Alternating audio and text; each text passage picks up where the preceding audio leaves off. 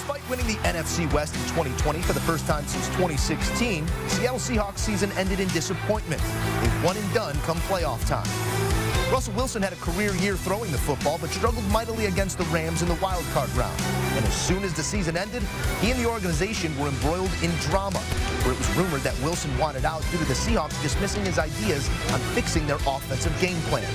But apparently, cooler heads prevailed, and all is well heading into the 2021 season. There's a lot of teams out there that people were saying that I was going to or would go to. I requested a trade. I did not request a trade. I've always wanted to play here. While the drama between Wilson and the organization appears to be on the back burner for now, this is a team that had to get creative to upgrade their talent in the offseason. They were armed with only 3 picks total in the draft and weren't able to sign big money free agents due to their cap situation as they figure out how to lock up Jamal Adams long term. Not only that, but the NFC West got a whole lot more competitive. The Rams, the Cardinals, and the 49ers all seemingly upgrading their rosters. Do the Seattle Seahawks still have enough in what might be the most competitive division in all of football? It has all the designs for make or break here in the Emerald City.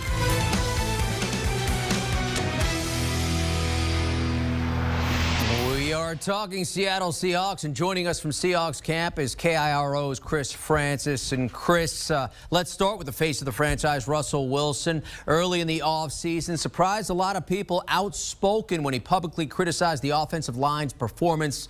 Things appeared to have calmed down a bit. Why don't you characterize where Wilson and the organization are right now?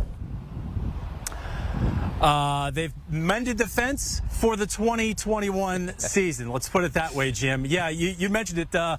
Very outspoken, criticized his offensive line, sick of getting sacked, wanted a more say in the offense. But it seems they're working on those things. And Russ has apparently patched things up with Pete, although we haven't heard from him yet in camp. We're 7 days in. Hopefully we'll hear from him on Sunday or Monday. But we assume everything's okay. And this, as the rust turns, maybe it comes back if they have another early playoff exit. It is in vogue, Chris. Quarterbacks speaking out about their teams and their dissatisfaction about their teams. With regards to that offense, in the offseason, Seattle said goodbye to Brian Schottenheimer and brought in Shane Waldron to take over the offense. So how much different will that offense with Waldron at the helm look this coming season? Yeah, and, I think that also is going to help Russ out. The 3 words I'm hearing most about Shane Waldron's offense are versatility, and then motion, and then tempo. So those are 3 things the Seahawks really didn't do a lot of last year. And frankly, after the season ended and after we went through a couple of months of kind of figuring out what went wrong with the offense, they were just predictable at the end. I mean, defenses knew what they were doing. It was run the ball, throw a deep shot. And so this new Shane Waldron offense is supposed to fix all that and make it unpredictable. And that, in turn, should help the ball come out faster, which should help Russell out. They're still going to run the ball. Let's keep that in mind because they were ranked 12th last year. Pete Carroll's not going to get away from that. So I think 12th is too low for them. So they want balance and they want unpredictability. And hopefully they get it in Shane Waldron, who has never called plays at the NFL level. So it's going to be an experiment here as we go. Yeah, we'll see how that plays out. Hey, Chris, 2-parter with regards to the outspoken Jamal Adams. He wants more money, sitting out as a result in practice till things get sorted out. Where do things stand on that front, and how pivotal is Adams with regards to what this defense is trying to do this season? Well, we're waiting. That's the quote, right? We're waiting for Adams. A little Ted Knight there. And, yeah, he's pivotal. I mean, this defense is going to be built around Jamal Adams' ability to get to the quarterback and be that hybrid guy, and then Bobby Wagner, of course. But, yeah, he's holding out. He wants to be the highest-paid defensive back in the NFL. I'm not sure he's worth that much money, but that's my opinion. I think the Seahawks are inclined to pay it. It's just been 7 days now. They say the talks are amicable here, and they've been talking, and you wouldn't know it by watching Jamal on the field. No, he's not practicing. But, he's his usual gregarious self. He's trash talking and congratulating his teammates. So you wouldn't know there's anything wrong if you just watch Jamal. It just hasn't gotten done. He's not on the field practicing, and you really want him in the next week or 2 to get acclimated to his new teammates. And there are a few new teammates on the defense. And Dwayne Brown on the other side of the ball, he's doing the same thing. A little sit-in here at the VMAC in Renton.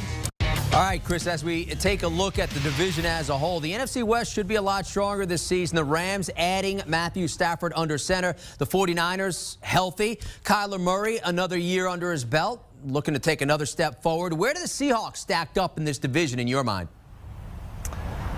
We always think it's the toughest division in football, right? I mean, that's what we think out here because they always beat up on each other. And frankly, they've been doing that for a few years now. Seahawks, I think, 4-2 against the NFC West. Last year, they got their 2 wins over the Niners, but they split with the other 2 teams. And then, of course, that tough loss in the playoffs to the Rams a week after they beat them up pretty good. So it's one of those divisions where they know each other very well. You know, the players all know each other. These are the toughest games on the schedule. I mean, it's going to come down to the last month of the season, as it always does. They have a game against the Rams in, I think, week 13 or 14, and then the season ender against Arizona.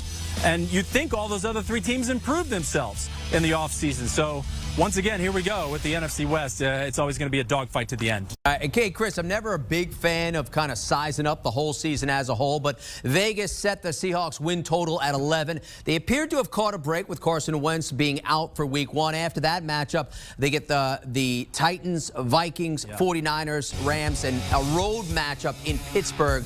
Over under 11 wins this season for Russell Wilson and company. Where do you stand? You know, in my opinion, Vegas gets it right more often than not. I think 11 is the number. I mean, I wouldn't be surprised if it's 11-6. And again, it's a 17-game season this year, so 11-6. And you mentioned it, man. That stretch at the beginning is brutal. But let's just say they split with the NFC West teams and they go 3-3, and then you've got losses maybe at Green Bay. Against Tennessee at home, that wouldn't surprise me if they lost that game in the second game of the year. And then maybe they lose at Washington. There's always a clunker in there somewhere. So give me 11-6 right on the number, and I'll take it to Vegas, 2-hour flight here and place that bet down. There you go. He covers the Seahawks for KIRO. Yeah. Hey, Chris Francis, we appreciate the insight, Chris. All righty, Jim. Thanks. All right, so here's how Vegas does view the Seahawks to win the NFC West. That's a plus 280. To claim the conference as a whole, plus 1,200.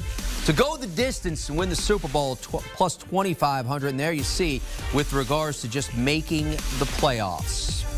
Do you want a sports network that delivers everything that matters about the game? The highlights, the picks, the instant analysis. No yelling, no fake debates, no politics. Hit the subscribe button and never miss a moment.